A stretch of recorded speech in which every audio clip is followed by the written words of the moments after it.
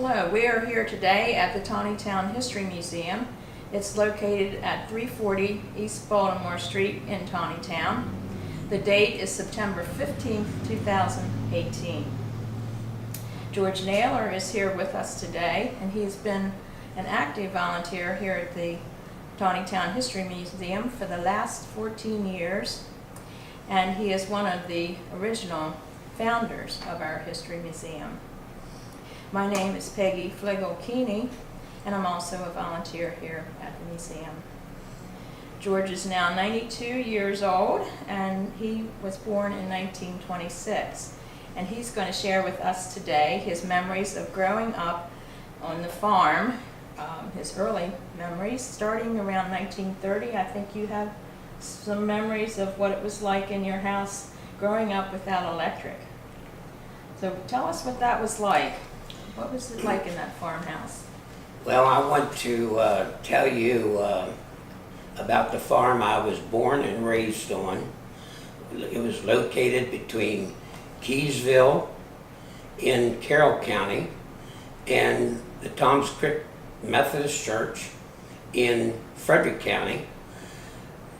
The Monocacy River separated Carroll County from Frederick County. Had I lived on this side of the Monocacy, I'd have gone to Taneytown schools in Carroll County, but I lived on the other side, which was in Frederick County, and went to Emmitsburg. I was born and raised on this farm. I would like to show you a picture of the farm that I'm going to be talking about. This farm was purchased by my grandfather in 1912, and he sold it to my father and my mom when they got married in 1924, when they took the farm over and my grandparents moved to Emmitsburg in retirement. This farm is still there today.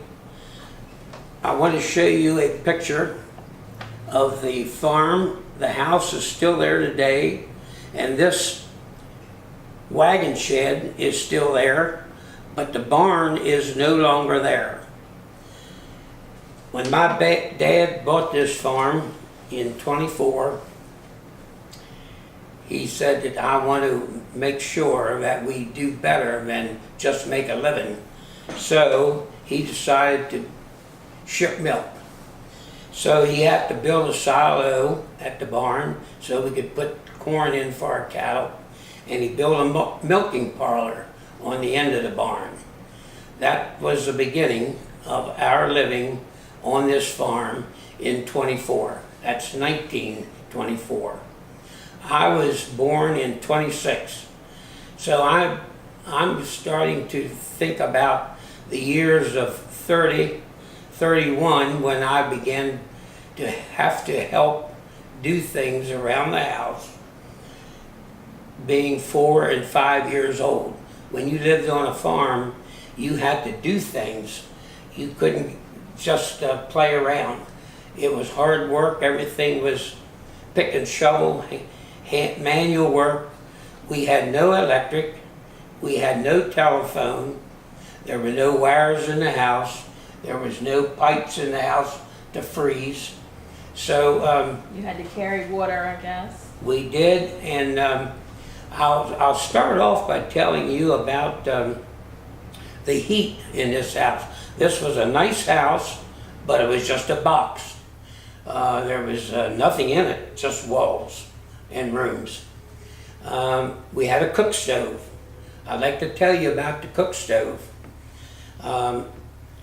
It had a reservoir on one end where you would fill the reservoir with water. That was part of my job every evening when I became about 4 and 5 years old, was to fill this reservoir with water so it would be full for the next morning. Mother would have then warm water through this reservoir, which was heated by the firebox. There was an oven in the side that you would bake cakes in, and above the stove was a warming oven where you could set dishes in to keep things warm. Behind the stove was a wood box. I had to fill that wood box every late afternoon so that Mother wouldn't have to go get wood to use in the stove, or she wouldn't have to carry water in the reservoir. So that was the first jobs I had to do, was fill the reservoir with water and the wood box with wood. We had no water in the house. We had to pump our water by hand from a well.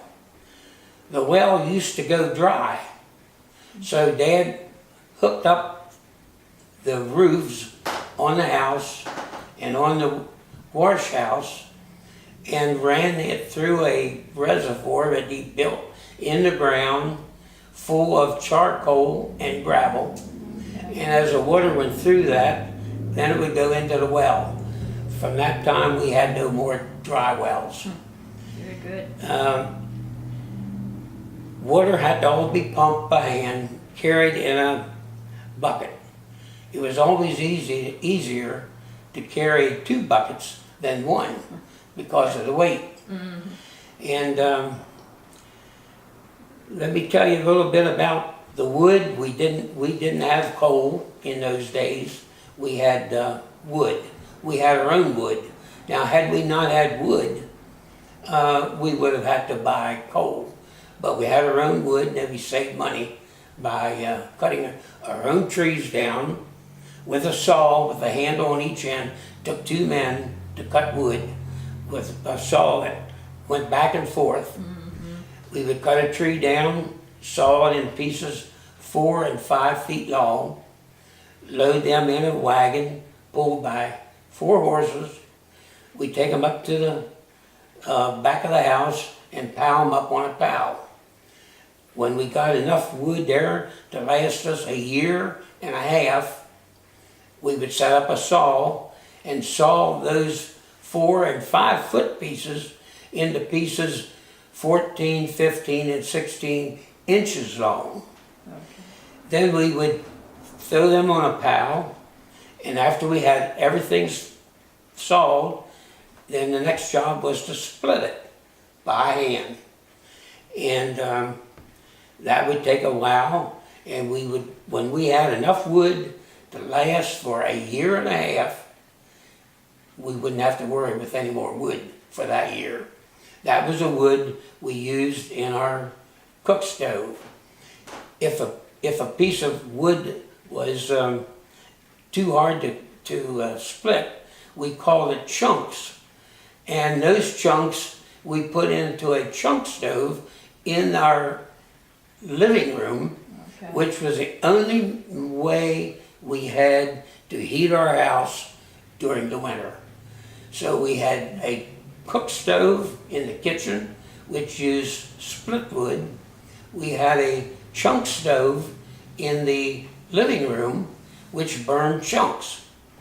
Now, when we'd get up in the morning, Dad would throw some couple little pieces of paper in the fire chamber of the cook stove. He would put a couple of corn cobs in on top of the paper.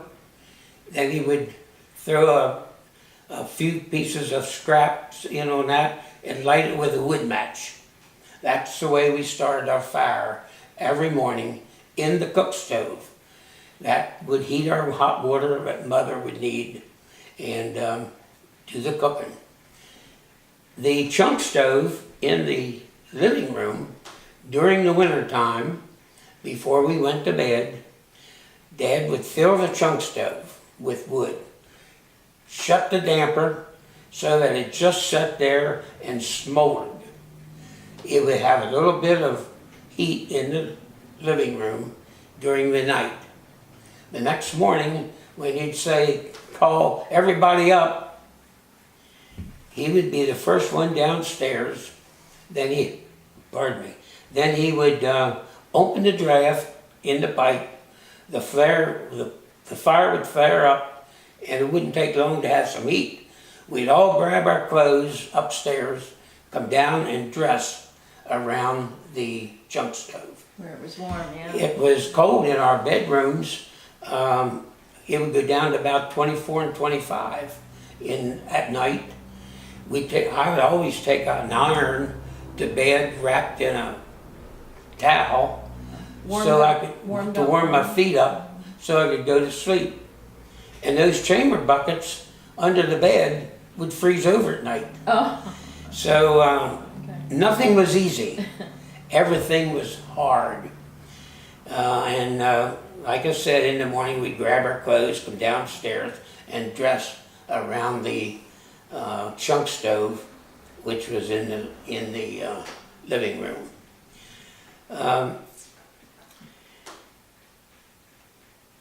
The water we carried, we had a wash house, which was attached to the main house with a sort of a breezeway. The breezeway had a roof over it and was attached to both the house and the wash house. Sides were open, so we could walk from our house into our wash house without getting wet when it was raining, but the sides were open. Our well was outside and we had to pump all our water. So if we were going to, every Monday was a wash day for my mother. We had to carry water in buckets, pump it, carry it in buckets into our wash house. We would put water in the wash machine. We would fill the 2 tubs in front of the wash machine for rinsing. And we would fill the 2 kettles hanging in the fireplace for warm water.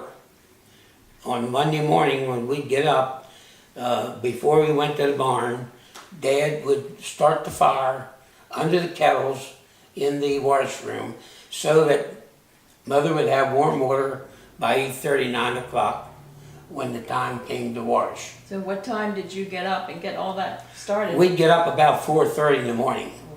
Every morning we'd get up at 4:30 because we'd be in the barn ready to milk by 5 o'clock. Remember I said, Dad said he wasn't going to, if he couldn't make any money at farming, he wasn't going to do it. So he said, we're going to do better than a living. So we went into the milk business. I'll cover that at a later date. But we'd get up at 4:30, start our fires, and in the wash house, we'd have to make sure our soap that we made with the lye formula was cut and enough for my mother to wash her clothes. And can you tell us what the lye soap was made out of? Well, a lot of lye was in it, and grease. Lard? Yeah. And we made our own soap. We didn't buy soap. And it was just a way of life. Well, let's see. What else did you want to tell us here? You had a story you told us about what time you got up to do all this. And what about the breakfast? Tell about the breakfast that your mother cooked on the cook stove. Okay, we always went to the barn and milked, did our work down there first. So we'd get up, we'd dress, we'd get our fires going, get the house ready for Mother. We'd head to the barn to do our work. That would take pushing 2 hours to do all our work down there. And by the time we came back, Mother would have breakfast ready. Now, breakfast in those days was ham and eggs and pond hoss, and pudding and sausage and fried potatoes, because we went out to work. You know, we had to have good food, and food that was going to last till noon. You were pretty hungry when you came in for milking too. Exactly. When we came up for breakfast, we were hungry. And no such thing as coffee and donuts. A big luxury for me in those days was when we'd take our eggs to Emmitsburg on Saturday night to Fraley's grocery store in town.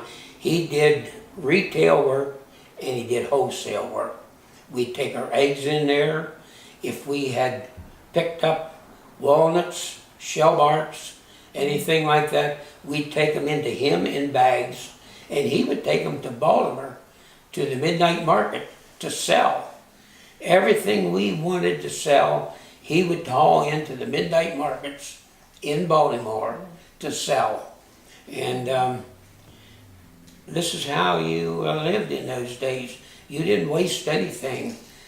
We had a lot of walnut trees. We had a lot of shellbark trees. We gathered that all up and sold it. And that was part of our living. Did you sell the walnuts with the shells on, or did you? On our, the green black walnuts, we had to run them through a corn sheller to take off the big green husk that every nut had on it. Mm-hmm. Then we would put them in bags and hang them over lines or lay them somewhere so they could dry. You had to dry your black walnuts before you could sell them. Shellbarks didn't fall off the tree until the frost hit them, and when they hit the ground, that husk that was on a shellbark would be open, and you could just with your fingers push it off and just put your shellbark in a bag. We used 100-pound bags to bag up our black walnuts and our shellbarks, and we'd haul them to Emmitsburg in our little old Model T truck in 100-pound bags. Wow. Most of them were pretty full when we take them in there. And so you had nuts that you took and eggs. What other animals did you have on the farm that? We raised a lot of chickens to 3 pound, a weight of 3 pound, because fryers, everybody wanted fryers that weighed around 3 pounds when they were dressed out. And that was another source of income for us. Dad would buy several hundred peepees every spring, and we would raise them to 3 pound dressed out weight, and we sold them live. We took them to Emmitsburg live, and he took them to Baltimore live. And we sold all kinds of peepees, from peepees to fryers in those days. We did a lot of that. We also made sure that when we butchered our hogs, that when we were finished curing our hams, they weighed 50 pounds a piece. A ham, 50 pounds a piece. That was a big ham. We got $1 a pound for a pound of hams in those days. That was big money. And the people in Emmitsburg, certain ones in Emmitsburg, the bankers and those kind of people, they just waited for him to butcher every year that they could buy a ham. And $1 a pound, 50-pound hams. That was good. A lot of money. How about the milk? Did you sell milk there, or how did you sell your milk? We sold our milk in cans. We milked about 25 cows. That was a lot of cows to milk by hand. And it would take us about 2 hours to milk 25 cows. And when we milked at night, we put our milk in 5 and 10 gallon milk cans. Then we would put those cans in a reservoir of cold water for a night, overnight. The morning milk, all we did was ran it down over a radiator. The radiator had cold water running through it. The water would run down over the outside of the radiator, and we'd catch it in 5 or 10 gallon cans. And it was fairly cool by that time. And the guy that hauled our milk, he'd be waiting for us every morning. We were first on his list to pick up milk. And that milk that he would pick up, he would gather up milk from other people that were in the dairy business, and he'd take it to a creamery. And he came every morning? Every morning he came to every farmer that he picked up milk from, and that was his job every morning, to haul milk. And they were always in 5 to 10 gallon cans, milk was, that you sold. And that took 2 hours every morning, at least 2 hours every morning, and 2 hours every evening to do our milking. You had to be there. You couldn't be running around. And that's why a lot of people didn't want to be bothered with shipping milk, because you had to be home. No vacations? No vacations, no. No going to the beach? No. You worked, everything was pick and shovel in those days. Nothing was easy. Dad was a good blacksmith, because if something broke, you had to fix it. You just didn't go get a new part. You fixed it. And that meant heating it, straightening it, or else making it completely new, depended on the break. And he would always fix everything. Of course, a lot of farmers did that, you know. Mm-hmm. My dad wasn't the only one that was a blacksmith. Farmers had to fix their items that broke. That's right. That's right. Well, I think we have a few more minutes. I think you have some other stories about wash day, like the clothesline. Tell us about the clothesline. I'm going to be making up a little printout for the newsletter in the museum on the clothesline. Okay. I think I'll hold off on that. There's a lot of secrets involved with clotheslines. I know there was certain ways the women did it. And see, this told your neighbors what kind of people you were. Things on the clothesline. Very important. How you did things on the clothesline. A lot of secrets were let out on clotheslines. So I'll be writing about that later. That'll be interesting. Very good. Very good. That'll be interesting. But as I said, my dad's first method of transportation was a horse and buggy. And there was 5 in our family, my mother and dad. I was the oldest of 3 kids, and I had 2 sisters. And there was just 5 of us, where the kids are all living, but our parents are passed. They're all deceased. But my 2 sisters are still living. And do you remember the family getting a car? Yeah. I remember our first car. It was like a box. The windshield was straight up and down. The back was straight up and down. It was just like a box sitting on 4 wheels with the motor in the front. Nothing fancy. If you raised the hood, you could see straight down to the ground. When you opened the door, there was just seats in there. And very plain, very plain. And I learned to drive on a Model T Ford when I started to drive when I was about 10 or 11 years old on the farm. Yeah.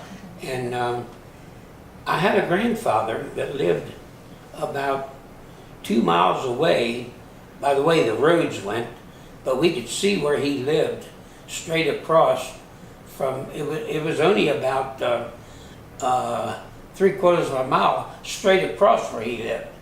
But it would take about 2 miles to go around, and Mother used to make supper for him every now and then, maybe once or twice a week.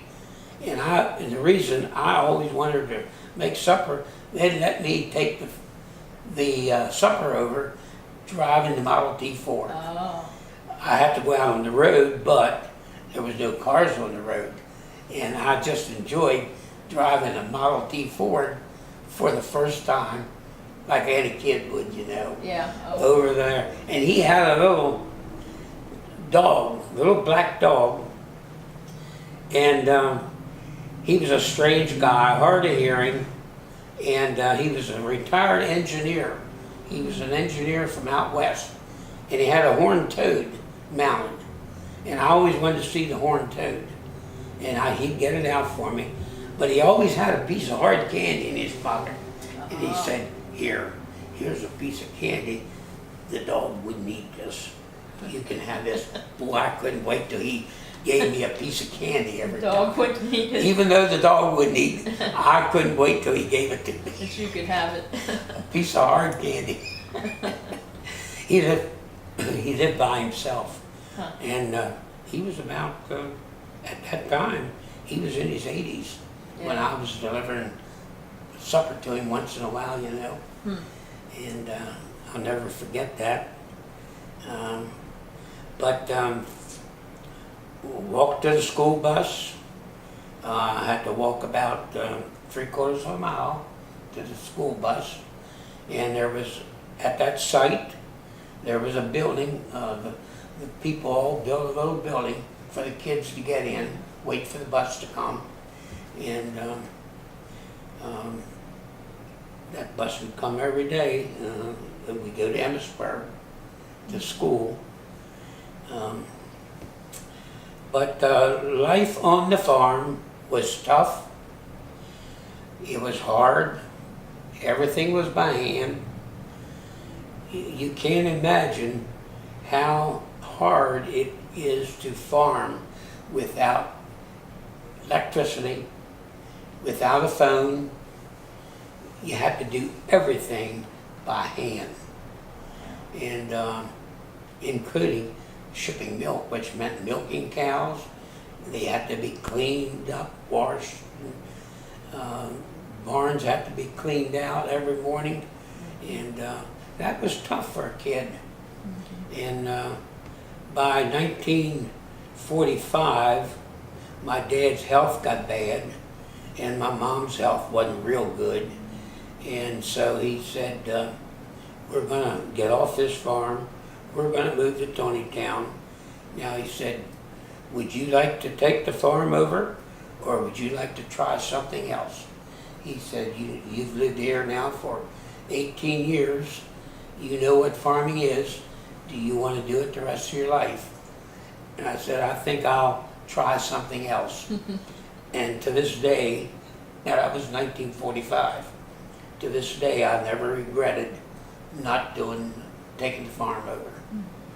I'm glad that I tried something else. Went a different route. Yep. Well, you have many wonderful stories, George, and it is hard in present day, hard for us to imagine having to carry water, no electric, and all the things that you mentioned, and what it was really like then. So you have painted a picture for us. We thank you very much for that. Okay. I'll just make a few comments about my grandparents who bought the farm that I was born and raised on, and later my parents took the farm over. But my grandfather was a miller. He owned the mill down on Naylor's Mill Road, located between Kemar and Detour. And he bought that mill in 1907, and then he bought our farm in 1912, and he sold the mill to a family in 1916. So he owned the mill for 9 years, and he owned the farm 12 years. And then of course he moved to Emmitsburg, where he retired, and they put him to work in there right away. They elected him mayor for 2 years. And then when Roosevelt started the WPA program to provide work for men, Emmitsburg was one of the first places that had their municipal sewage plant built by the federal government using men in that program. And they were looking for a supervisor, and they asked my grandfather to supervise the project. So that took a while, and he was supervisor for the Emmitsburg disposal plant back in those years. And then interestingly, both my grandparents died the same day. Oh. My grandfather, who was George C., and my grandmother Maud, died in 1960. Both of them on the same day. Were they at home or? They were at home, died at the house, Oh my and goodness. they were both ill, and both were in bed, Huh. and the family was all there, and they passed away the same day. Oh my And of course, goodness. we had a double funeral, and they were buried in the Keysville Cemetery. Yeah. Okay, very good.